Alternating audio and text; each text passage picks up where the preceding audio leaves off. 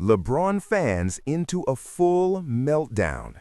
And honestly, it was not even that complicated. It was simple, it was clean, and it hit harder than most people expected. Because when a comedian, not an analyst, not a former player, not a sports talk show host, when a comedian steps into a random comment section and says something that makes the entire basketball world stop and talk, that tells you something. That tells you the conversation about LeBron James has gone way beyond just basketball at this point. It has gone into a place where everybody feels comfortable saying what they really think, and that right there is something worth talking about seriously today. So let us start with what actually happened and why it matters more than people are giving it credit for. A few days ago, Byron Scott went on a radio station out in California, Power 105.6 or 106.5, somewhere around that area, and he sat down for what most people probably thought was going to be a regular interview. You know how those go. Former player comes on, talks a little basketball, talks about the current Lakers, maybe drops a few memories from his playing days, and everybody moves on. But that is not what happened. Instead, Byron Scott was asked a very direct question. They asked him if he thought it was time for LeBron James to move on from the Los Angeles Lakers. And Byron Scott did not dance around it. He did not say, well, you know, it's complicated, or I see both sides. He said it plain and simple. He said yes. He said this should be LeBron's last year in LA. And he made sure people understood what he meant. He was not saying LeBron should retire from the NBA altogether. He was saying LeBron specifically needs to leave the Lakers. He even joked about it, saying, you don't have to go home, but you got to get out of here. Now that line right there is funny, but it is also real, because when somebody says something like that, they mean it. Byron Scott has been around the Lakers organization for a long time. He played there, he coached there, he knows the culture of that team inside and out. So when he says it is time for LeBron to move on, that is not just a random opinion from someone who does not know what they are talking about. That is coming from a place of real knowledge and real experience with that organization. Now, obviously, those comments went viral. That is just what happens these days. You say something honest about LeBron James, whether it's good or bad, and it spreads everywhere. People started reacting to it, different shows picked it up, fans were arguing about it all over social media, and then Yahoo Sports posted about it, and that is when everything took another turn entirely. So someone shared this post on Yahoo Sports about what Byron Scott said. And apparently a lot of people were going into the comment section to give their thoughts. Now normally, comment sections on these kinds of posts are just chaos. You have fans arguing, you have people saying LeBron is the GOAT, you have people saying he is not, and it just turns into the same old back and forth that never goes anywhere. But this time was different, because when this post came up, two specific names showed up in that comment section that nobody really expected. One of them was Terrell Owens, and the other one was Aries Spears. Now, Aries is a comedian. He's known for his stand-up, his impressions, his humor. He's not somebody who is typically on television breaking down basketball stats or sitting on a panel debating GOAT conversations. He's an entertainer. But what he wrote in that comment section was as sharp and as clean as anything you will hear from any sports analyst. He wrote, "When has somebody ever said it's time for Michael Jordan to leave? The GOAT debate is over." Read that again. When has somebody ever said it's time for Michael Jordan to leave? The GOAT debate is over. That is not a long comment. That is not a complicated argument. It does not have a lot of stats in it. There are no advanced metrics, no playoff records being listed, no championship breakdowns. It is just one simple observation. And that one simple observation says more than most hour-long debates on sports television have said in years.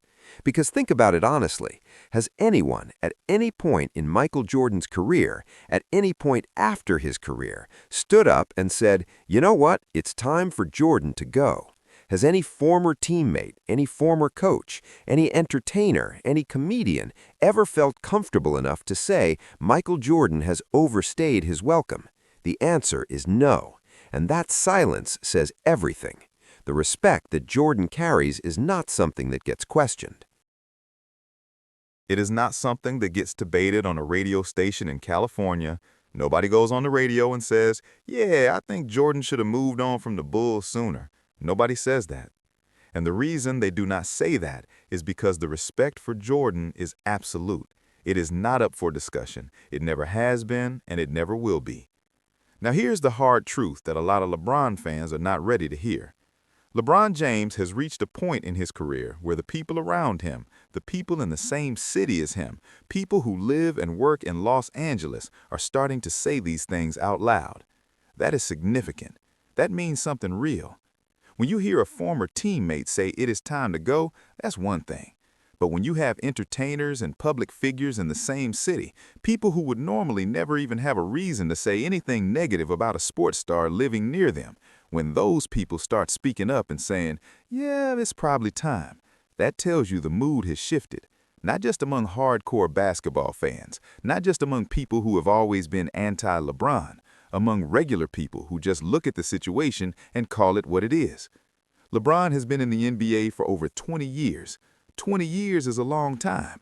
That's longer than most people's entire careers in any profession. He has done incredible things. He has put up numbers that nobody has put up before. He became the all-time leading scorer in NBA history.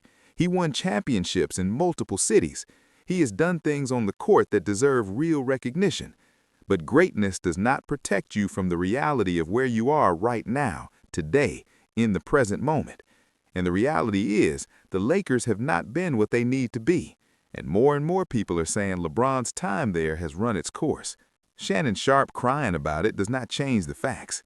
Of course, the moment these things happen, certain people show up to push back, and predictably, Shannon Sharpe was one of the first ones out there defending LeBron and criticizing Byron Scott for what he said.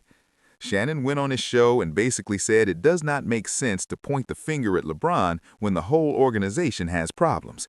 He said asking LeBron to leave while keeping Luka and expecting things to get better makes no sense. He talked about LeBron revitalizing the Lakers organization and how without LeBron, the Lakers would not have gotten Anthony Davis, would not have sold for what they sold for, and would not have been able to attract the players they attracted. And look, some of those points are fair. LeBron did bring attention back to the Lakers. That part is true. The Lakers were not a relevant team before LeBron arrived. Anyone who was watching the Lakers in those last few years of the Kobe era and then those years after Kobe left knows exactly how bad things were. They were not just bad, they were embarrassing. So LeBron coming to LA and immediately making the franchise relevant again and then winning a championship in 2020, that is real. That happened. But here's the thing about Shannon Sharpe's argument. When you defend someone by listing what they did in the past, you are not actually defending them in the present. You are changing the subject. Because nobody is saying LeBron did not contribute. Nobody is saying he did not help the franchise. The question is about right now. The question is about where things stand today. And today, the Lakers are not in a good place, and more people are saying a fresh start might be what is best for everyone. Shannon Sharpe is out here acting like the people who agree with Byron Scott are being unfair or disrespectful. But it is not disrespectful to say a player has run his course with a team. That happens in sports. It happened to great players throughout history. It's not an insult. It's just a natural cycle of how these things go. Shannon being emotional about it does not change the reality of the situation. And honestly, the fact that he gets this emotional about it says more about how invested he is in defending LeBron than it does about whether Byron Scott's opinion is right or wrong. Now, let's talk about the bigger picture here, because Aries Spears did not just leave it at the comment about LeBron. He ended it with 4 words: the GOAT debate is over. And that's something a lot of people need to sit with for a moment. Because this idea that the GOAT debate is some kind of genuine, close, difficult argument where both sides have equal ground to stand on, that idea has been pushed very hard by a specific group of people in sports media for a long time. But when you step back and look at it honestly, the truth is pretty clear. If you go out and ask the average NBA fan, not just LeBron fans, not just people who grew up watching the late 1990s, but NBA fans across different generations and different team loyalties, the majority of them will tell you Michael Jordan is the greatest player who has ever played the game. That is just the truth. It is not even that close. You go to Kobe fans, they say Jordan. You go to Magic Johnson fans, they say Jordan. You go to Larry Bird fans, they say Jordan. You go to Tim Duncan fans, they say Jordan. You go to Stephen Curry fans, many of them say Jordan. The one fan base that consistently pushes LeBron as the GOAT is LeBron's own fan base. That is it. That is the whole argument. It is one group of extremely passionate fans who love their guy so much that they want to see him recognized as the greatest ever. Now, there is nothing wrong with loving a player like that. That is what fan bases do. But what has happened is a small number of those fans ended up in positions in sports media. And because they are loud, because they are passionate, and because they have platforms, it started to sound like the whole world was debating this thing. It started to sound like half the basketball world thought LeBron was better than Jordan. But the numbers do not back that up. The polls do not back that up. Even the All-Star voting did not back that up. LeBron wasn't even voted in as a starter for the All-Star game. If LeBron's fan base was as big and as influential as they want you to think, he would have been voted in easily. He was not. That is not a shot at LeBron the player. It is just reality. The support for him as a GOAT candidate outside of his own dedicated fan base simply is not there the way people have been pretending it is. The kind of respect that Michael Jordan carries is not the kind of thing that can be built through highlights, through stats, or through media coverage. It builds itself. It comes naturally from the people who watched you play, who competed against you, who were in arenas when you were on the floor. That respect is something you feel, and when you feel it, you do not question it. You do not go on the radio and say it's time for Jordan to go. You do not hop in a comment section and take a casual shot at Jordan. You just do not do it, because the respect does not allow for it. What LeBron's camp has tried to do over the years is manufacture that kind of respect through narrative. They tried to use the story about Jordan pulling a kid's jersey as a way to show that Jordan was not as respectful a figure as people think. It did not work. They pushed the whole "we are done with the 90s" narrative, trying to get people to let go of that era and move past Jordan's legacy. It did not work. They have tried everything, and the reason none of it works is because you cannot create organic respect through strategy. Either people feel it or they do not. And with Jordan, people feel it deeply, naturally, and without being told to.